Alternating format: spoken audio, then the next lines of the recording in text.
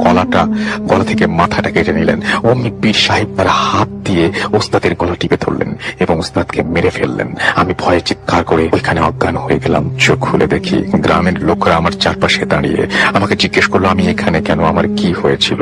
আমি সকলের সামনে সত্য কথা বলে দিলাম। কিন্তু পীর সাহেবের কবর আগের মতোই আছে। গত রাতে যে কবর খোঁড়া হয়েছিল তার কোনো চিহ্ন মাত্র নেই। আমার কথা কেউ বিশ্বাস করলো না, আমাকে সবাই পাগল বলল।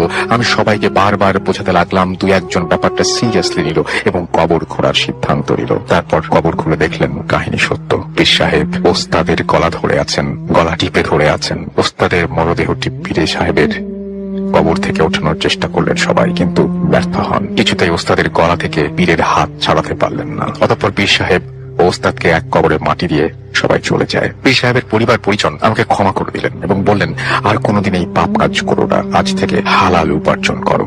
তারপর থেকে আমি রিক্সা চালিয়ে জীবিকা নির্বাহ করি। ধোত এফএম দীর্ঘজীবী হোক। এই ছিল ঘটনা। যেভাবে লেখা আছে আমি সেভাবেই পড়ছি। আসসালামু আলাইকুম রাসেল ভাই, আমি তানভীর তুষার। আমার গ্রামের বাসা গাইবান্ধা।